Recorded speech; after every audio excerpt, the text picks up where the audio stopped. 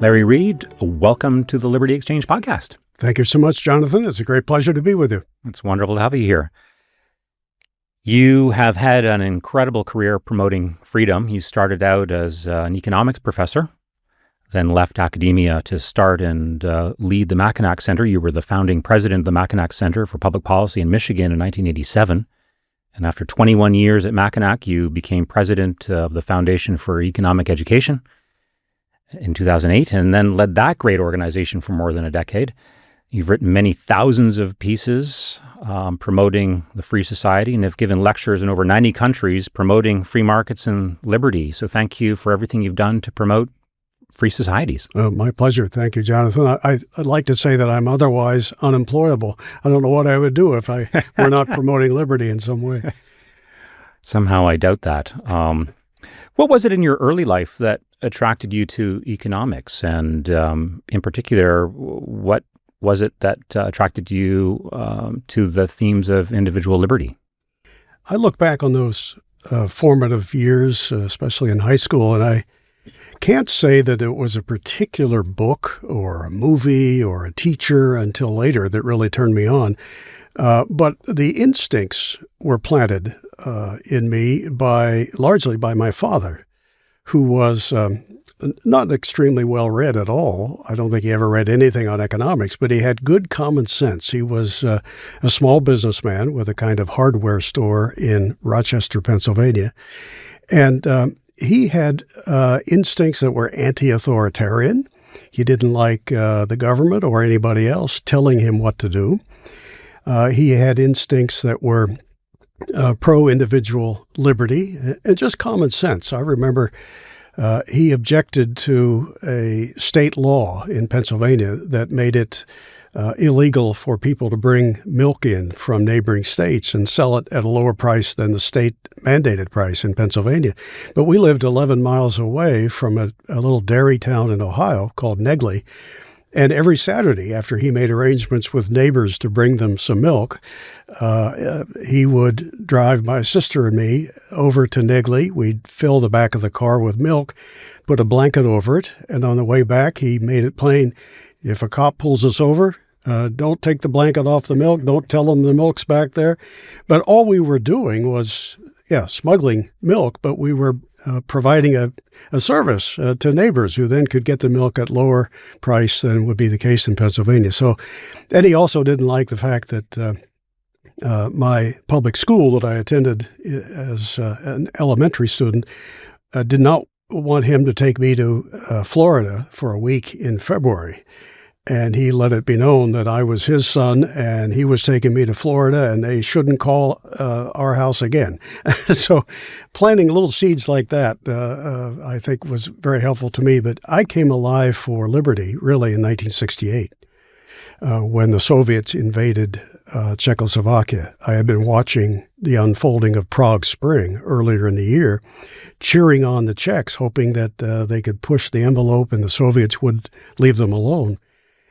And then I remember so vividly, it was about 10 o'clock at night in late August when I was walking down the hallway at our home, and my father motioned for me to come into his bedroom where he had the radio on, and that's when we heard the first reports of the Soviet invasion of Czechoslovakia. I was livid. And then within a few days, there was a little blurb in our local paper that said there was going to be a demonstration against the Soviet invasion in Pittsburgh. So I bought a bus ticket. I went up to Pittsburgh, joined in. We burned a Soviet flag and registered our dissent over the issue of the Soviet invasion. And at that point, the youth group that I joined, when you became a new member, they sent you a box of books. And most of them were from FEE, the Foundation for Economic Education. And the message was, if you want to be a well-informed anti-communist, you have to understand its opposite. You have to understand liberty and look at it from its moral dimension and know its history and that sort of thing. So I devoured those books, and they changed my life. They included Hazlitt's Economics in One Lesson and Hayek's Road to Serfdom, Henry Grady Weaver's The Mainspring of Human Progress, Frederick Bastiat's The Law. I just read that stuff and said, one way or the other, this is my future. I want to promote these ideas in some way. But it all stemmed from those pivotal events of 1968. Yeah.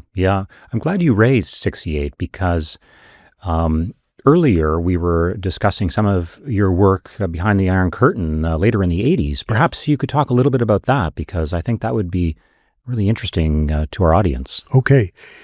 Well, it was in 1977, after graduating with a master's, that I began my teaching career at Northwood University in Midland, Michigan. And that didn't give me a whole lot of spare time to travel abroad. I didn't go abroad until 1985. And the first trip was to the Soviet Union, believe it or not, the very month that Mikhail Gorbachev came to power. Right. But the anti-communism that was stimulated way back in 1968 continued to simmer in me. And so after teaching, I went into the think tank world, and that gave me some spare time to, on my own as a kind of freelance journalist, go to Iron Curtain countries and see what I could learn. And so very quickly, I would make contact with people who were active in the opposition in those countries, from Nicaragua to Mozambique to Poland. And I came away from all of those trips with a keener sense of the importance of liberty and the lengths to which people would go to secure it. It just reinforced all that I knew at that point and made me all the more passionate for liberty and free markets. And some of the most moving moments in my life happened in Iron Curtain countries, in Poland in particular, as early as 1986. If you recall, that is still a time of communist dictatorship. The big changes that took care of that for the whole continent didn't happen until 89 and later. But in 86, after some period of martial law, the communists were still in power. And when I went there, I immediately linked up with people who were active in the anti-communist underground. They had arranged an itinerary for me to meet with all sorts of people who were active with them. I stayed in a different home every night to stay a step ahead of the government. One of the people I met with was the great Stefan Kisielewski, who was a musical composer by trade, but also was known throughout Poland as a great fighter against the communist regime. And he always did it hilariously. And he mentioned to me that he had many times been rounded up with others and thrown into jail for the weekend for something he said. And I said, well, give me an example of that. And he said, well, all I said was socialism is stupidism. And the police arrested me and threw me in prison for the weekend, which only proved my point. So I had great visits like that. And I came away from that trip to Poland with renewed appreciation for how markets are so resilient. Even if government has to drive them underground, they will still function and serve people. And that there are people all throughout places like Poland who believed in liberty so strongly that they would do just about anything to see that wonderful day arrive once again in their country. So those excursions to such countries only reinforce my pro-freedom beliefs. And do you mind if I tell you a quick story from Poland that I still use all over the world to this day? It's one of the most moving moments of my 1986 trip. One night, my escorts told me that they had a very special couple they wanted me to meet. Their names were Zbigniew and Sofia Romaszewski. I'd never heard of them, but they had run underground radio for Solidarity in the first 6 months of martial law a few years before. They were detected, arrested, thrown in prison. He was given 4 years, she was given 3, simply for broadcasting a message of freedom for Poland. And there I was in their apartment in November of 86, and they were active again with the underground, not in radio, but in other ways. And I asked them many questions about what was it like to run an underground radio. One question elicited a response I'll never forget, but I asked, How did you know if people were listening? Because think about it, an illegal radio, you can't advertise. How do you know if anybody's tuning in? And Sophia answered this way. She said, well, we wondered that too, because we could only broadcast 8 or 10 minutes at a time. Then we had to go off the air to avoid detection and take the equipment someplace else, set it up again. But one evening, we asked people while broadcasting, if you believe in freedom, the message of this radio, please blink your lights. Call your friends who are of the same view. Ask them to do the same. And then she said, we then went to the window, and for hours, all of Warsaw was blinking. Well, I'm happy to say that she is not only still alive until recently when the most recent president of Poland retired. She was a senior advisor in her mid-80s to the president of Poland and was one of the people who petitioned the government to give me a very prestigious award for that underground activity I had done so many years before. So the Polish people will always have a very special place in my heart. Yeah, incredibly touching story about the courage and dedication required in that period and in all periods to keep the flame alive. Yes. Yeah. Very impressive.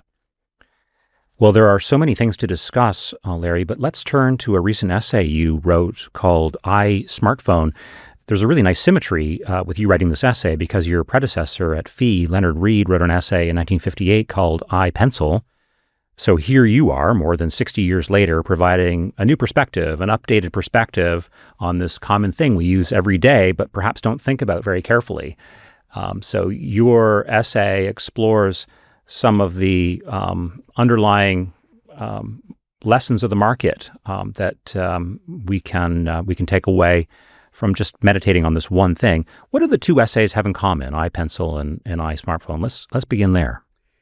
Well, the first one, iPencil, written by Leonard Read in 1958, was certainly the inspiration for me to write this new one. And another reason why we chose to do an essay on the smartphone is that fewer and fewer people are using pencils these days. So the day may come soon when people will be asking, what's a pencil? So we thought an update might be in order. But the principles in both essays that illuminate the fundamentals of economics and human action are the same. When he wrote iPencil, Leonard Read did it from the standpoint of the pencil doing the talking, explaining his genealogy, all the processes and talents and skills and materials that come together as if by magic, by the marketplace, not by central command, to produce something as simple as a pencil. All I did was to take those principles and apply them specifically to the smartphone, which is far more complicated, of course, than a mere pencil.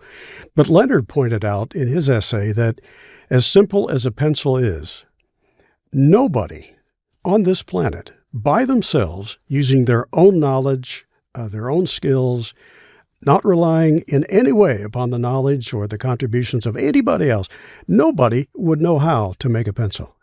You'd have to be a logger, a miner. You'd have to be a metallurgist. You'd have to be, an expert in everything from paint to how do you get the graphite out of the ground that goes in the pencil, and on and on and on. So Leonard was teaching, as I do in the updated essay focusing on the smartphone, that there is this wondrous thing we call the marketplace that brings all these people together from all over the world with tiny bits of knowledge, not coordinated by any master planner. No king or parliament is involved, but they end up with their actions coordinated beautifully by the profit motive, the price system, supply chains that originate entirely spontaneously in the marketplace of exchange, and they produce this incredible device we call a smartphone, just as they do the pencil that Leonard wrote about. There are more than 60 materials in a smartphone. Some you might guess, like we know that lithium batteries have to have lithium, but you wouldn't know how to get it. It's, I think, the third element on the periodic table, and it's a very unstable one. You have to keep it in a vacuum until you put it to use. But who knows how to get that? A handful of people do. but they're not the same people who know how to produce or find all the other raw materials. I mean, there are just endless numbers of people from 6 continents involved by applying their skills and knowledge to some piece of the process, brought together, coordinated beautifully by the price system, the profit motive, entrepreneurship, what Adam Smith called the invisible hand. No iron fist creates the smartphone. It's the invisible hand of the free marketplace. Right. There's a lot there. You've mentioned the profit motive, specialization, the price system, coordination. Let's dig into each of those in a little bit more detail. The profit motive. One of the criticisms of free markets is that it is driving people to compete with one another for profit. And you seem to be emphasizing not competition primarily, but cooperation and coordination. How do markets allow for cooperation? It may sound counterintuitive at first, but actually competition is what produces tremendous degrees of cooperation. It's the desire on the part of some to serve others and do it better than the next guy that leads that person to invest, to take chances, to find the best way to produce the lowest cost, high quality item.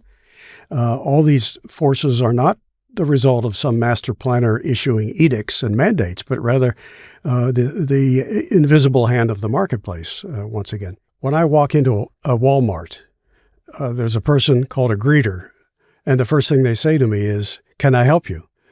And you know, I think others like maybe Milton Friedman, John Stossel have pointed out how remarkable this is. I don't know that person. That person doesn't know me. But the first thing they say when I come in is, "Can I help you?"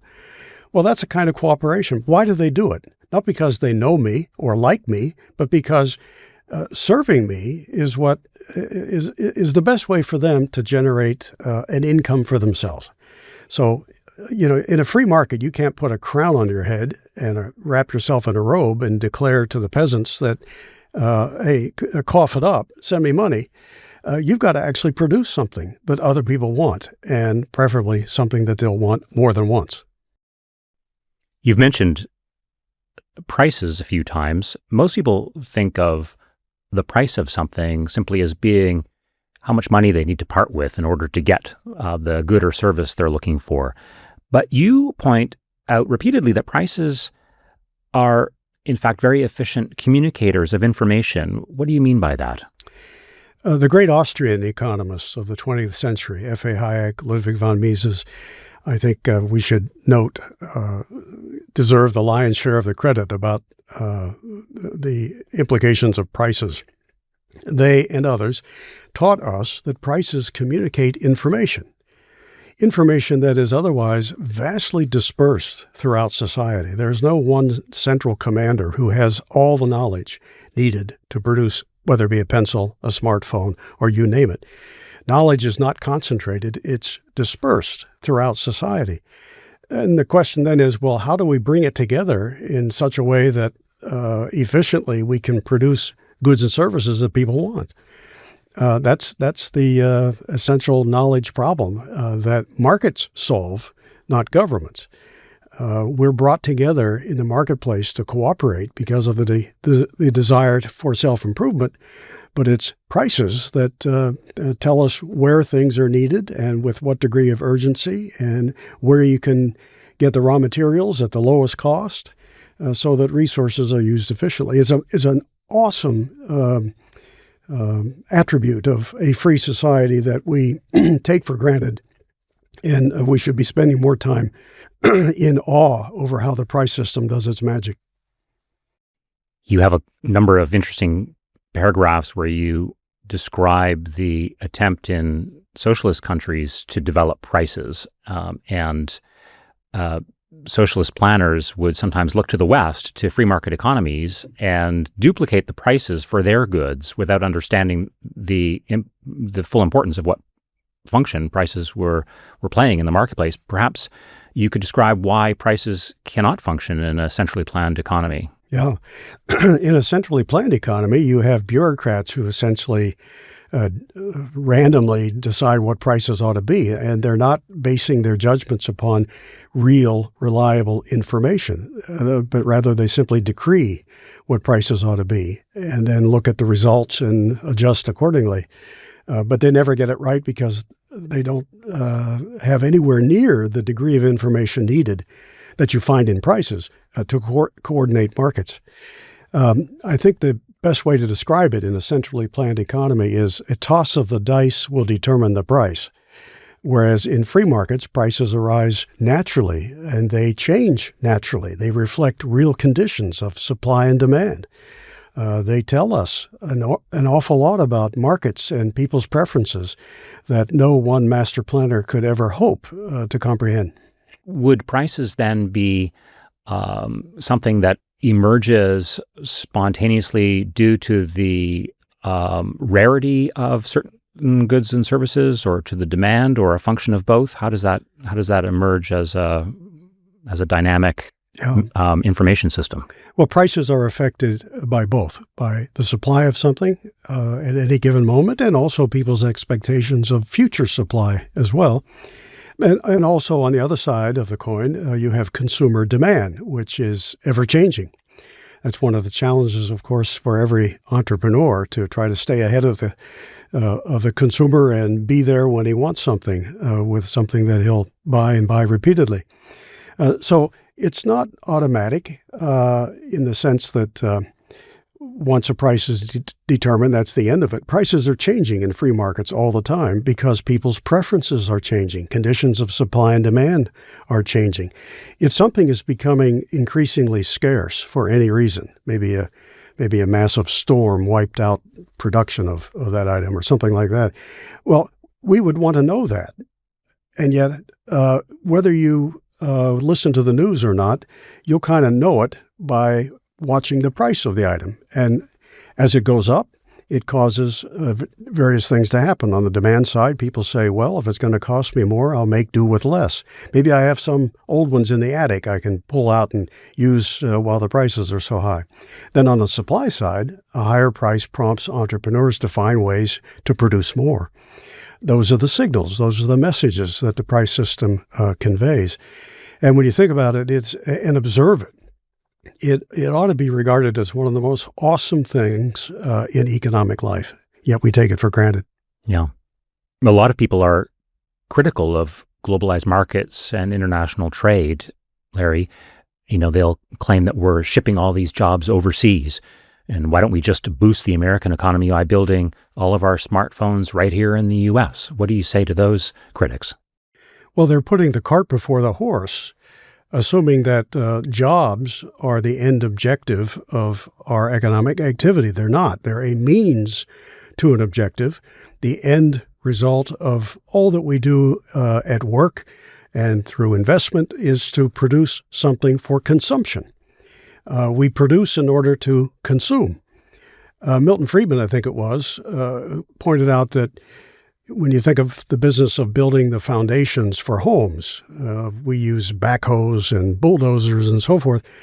And I believe it was Friedman who said, if we want to create more jobs, we could simply ban the bulldozers and the backhoes and pass a law requiring everybody to dig those foundations with spoons. I mean, clearly that would produce more jobs in the foundation business, or at least on the surface you might think so.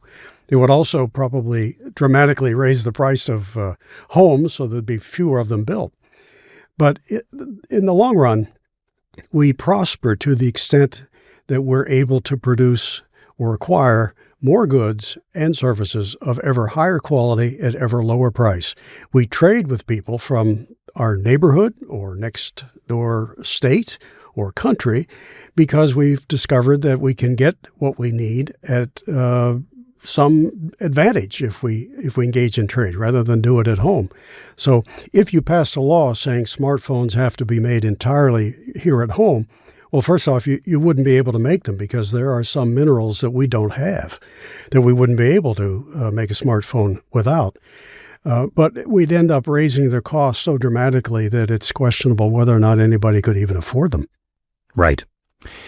You point out that there are over 60 different minerals, I believe, that go into making a smartphone. Yes. And they're sourced all over the world. And in many cases, they're sourced from places that are quite poor. So those countries must in some way benefit from smartphone manufacturers buying the minerals from them. And yet they have a difficult time reaching full prosperity for the wider population. Why is that? Why is it so difficult for some countries to reach a certain minimal level of prosperity? What's missing in the equation?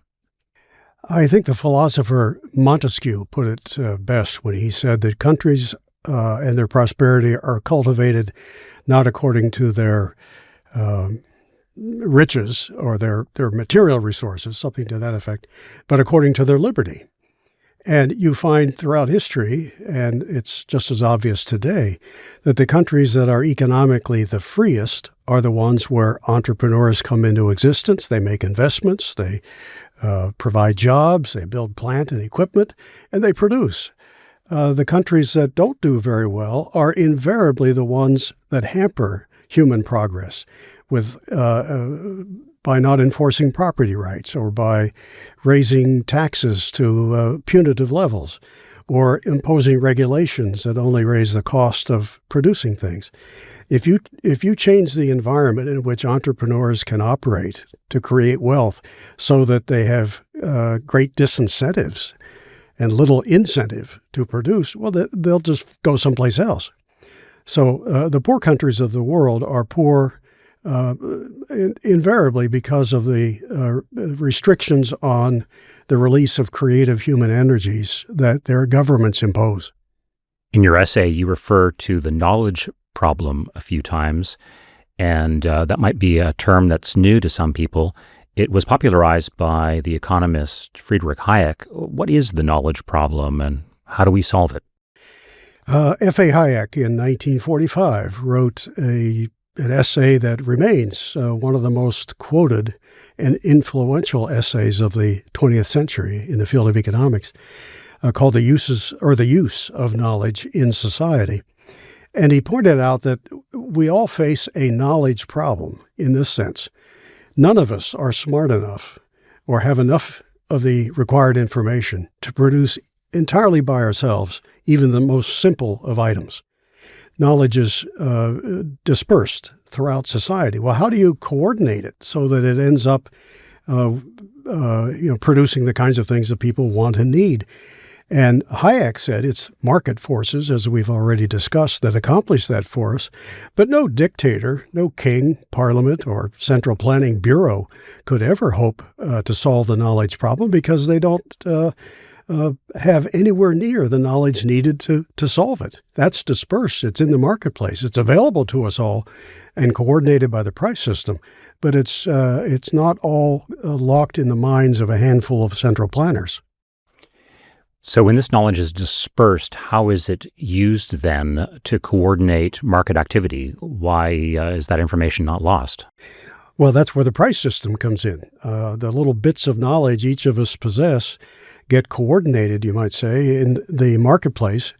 It's the result of the interplay of supply and demand, the decisions we make as consumers and entrepreneurs, the risks that we take, the learning process that is never-ending and ongoing. It bubbles up spontaneously from society. It's a cultural thing. It's not a mandate from on high. Glad you used the word spontaneously, because you used that a few times in your essay on the smartphone. There's an order that emerges spontaneously or organically in the marketplace, and Yes. it is very different from the order that's imposed from a king or a dictator or a tyrant. Perhaps you could just describe those two different kinds of order for our audience. Yeah. This reminds me, Jonathan, of a great quote from Hayek. It's certainly my favorite, maybe one of the best known from Hayek. He said, "The curious task of economics is to demonstrate to men how little they know about what they imagine that they can design." And what he's saying there in such beautiful language is that the knowledge problem is far greater than any one person can ever imagine it being. You know so little, and no matter how many PhDs you may have after your name, there is an infinity of knowledge out there that you don't know, and that'll be just as true on the day you check out as it was the day you were born. And on the surface, that looks like, wow, that's an incredible problem. How do we solve that? There's no mastermind to coordinate everything, who knows everything. Well, and yet when you look closely at a market society, you find incredible spontaneity and order. You find whatever you want at the grocery store, chances are it'll be on the shelf in just the right quantity. And if suddenly it's in greater demand, it'll show up because a higher price for it will prompt entrepreneurs to supply more. All of that is coordinated beautifully in a free marketplace through the interplay of supply and demand. You cannot replace that with some know-it-all with political power who can somehow tell everybody properly what to do. It's just not possible. It leads to chaos. Larry, much of the technology we're producing becomes obsolete within a very short time. Just before this podcast, you and I were reminiscing about the wonder of fax machines, and it's difficult to find one these days. Should there be some government program to recycle all this waste, or can the market help us with that too? Well, there's no question that government is an expert on waste, but somehow having sufficient knowledge to tell us how to properly recycle things is I think, a task beyond the reach of even the smartest central planners. Once again, recycling is a market phenomenon. If it pays, if it makes sense, if it's a good use of resources, the market will tell us that through the price system. If it makes no sense because it would cost more to recycle than it would to not recycle, we'll know that too. But we know it not because of the arbitrary political whims of those in power, but rather through this magical wonder of the marketplace we call the price system. What do you think the biggest blocks are to people understanding the wonder of free markets and the complexity of coordination required to produce something like a smartphone? Well, that's a great question, Jonathan, and I think about this almost every day. I'm in constant awe at everything around me, and yet I see so many people who take it all for granted. I think the biggest block may well be the ubiquity of these wondrous things. They're everywhere. They're all around us. It's sort of like air. We all breathe it. We couldn't live without it. Yet, except in rare circumstances like underwater, you don't pay much attention to it. You just breathe it. But in fact, because these wonders of the market are everywhere, we just sort of take them for granted and hardly notice. Wherever a listener might be at the moment, all that person has to do is look around the room that they're in and look at the things on the wall and the table that they may be seated at, and this whole business of broadcasting through the air. And they should be in awe over that. But again, we take it for granted. So I think maybe every college ought to have a course in awe and why we should be flabbergasted at how marvelously things come together to produce so much that helps people every day of the week through the marketplace. Perhaps there could be a college course that requires students to make their own smartphone. Yeah, that would be great. Of course, they wouldn't get to first base, any of them. Even if you told them to make a simple pencil, they wouldn't get to first base. Over the years, has your understanding of liberty changed, Larry? Are there changes to your thinking about the foundations for free societies? Certainly, Jonathan, there has been, in my life in recent years, a greater focus on the connection between liberty and personal character. I've always seen that connection. It's always been important to all of us at the Foundation for Economic Education. But in recent years, that connection, I think, is more profound than even I imagined 30, 40 years ago. And by character, I mean the positive traits that are indispensable not only to your personal success, but also to the freedom of society at large. For instance, honesty. I mean, how could you have a free society if people don't put truth at the top of their priorities? A free society requires that we be honest, that we have trust, that we can make agreements and shake on them and walk away knowing that the terms will be fulfilled. If we lived in a society of dishonest people who lied or prevaricated at the drop of a hat, we'd have chaos. And you know historically that out of chaos usually comes the strong man who has to beat heads together and bring order out of the chaos. But other character traits are important. Intellectual humility. As iPencil and iSmartphone teach, we have to recognize that as much as we may know, there's an infinity of knowledge out there that we don't yet know. That suggests that we not go about our lives as busybodies, meddlesome, trying to tell other people how to run their lives, but rather focus on self-improvement, on being a better person and a more knowledgeable person, making learning the center of your life. But also responsibility. How could you have a free society of largely irresponsible people, everybody blaming everybody else for their own mistakes? How could you have a free society in a dangerous world without courage? Freedom requires sometimes that we put everything on the line to defend our liberties, because the world has always been loaded with people who would take your liberty, take your life, if you just rolled over for them. And also, I think gratitude is important to character and to a free society. This is one of the results, I think, of being awestruck at what we see around us. We should then be grateful for what we have. Gratitude is nothing more than the recognition that not all the good things that come your way do so from your own doing. A parent helped you out, or an inventor created something, or a scientist conquered a disease. I've often thought that maybe the most ungrateful person to have lived in the last 200 years was probably Karl Marx. Everybody knows how mean and angry he was as a person. Can you imagine Karl Marx going into a hardware store and saying to the owner, "Hey, I just want to thank you for putting everything here that people want when they need it. Thanks for employing people, taking a chance on them. Thanks for creating this enterprise and stocking the shelves and taking a risk that you could do it in a profitable fashion. Thank you so much for doing that." Karl Marx wouldn't do that. If he walked into a hardware store, he would probably berate the owner for his exploitation, for price gouging, and a million other sins that he would imagine. You can't live in a world like that, angry at the world instead of grateful for the contributions that come your way. I'm not sure Karl Marx would understand what the purpose of a hardware store was in the first place. That's right. He never worked a day in his life. Larry, what do you love most about smartphones? Oh, you're talking to a guy who has had to be dragged kicking and screaming into the world of technology, who was reluctant to get a fax machine because I didn't know anybody that I could send anything to. And that was 40 years ago. Well, I guess what I most like about smartphones is the fact that I no longer need a paper map to jump in my car and drive from point A to point B. I remember those days where you had to pull over and pull out a paper map to see where you were, where you had to go. And now I can just, I don't even have to type it in. I can just talk to my phone and say, take me to such and such a place.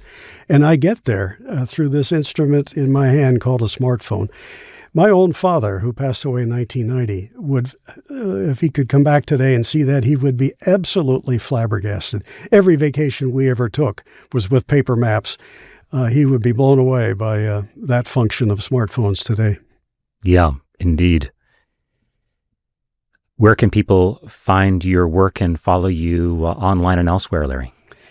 Well, a great many of the articles I've written over the years appear at FEE.org, Foundation for Economic Education. But I've also created my own website where I've taken everything I've written for FEE and other places and put it in one place. And that is lawrencewreed.com, LAWRENCE, middle initial W, last name REED.com. And in the blog section, I post 2, 3, 4 articles every week. Super. Thank you again for joining the Liberty Exchange podcast, and thank you for everything you've done to promote a free society. My pleasure. Thank you for having me, Jonathan, and thanks to the Cato Institute for the great work it's done for many years now.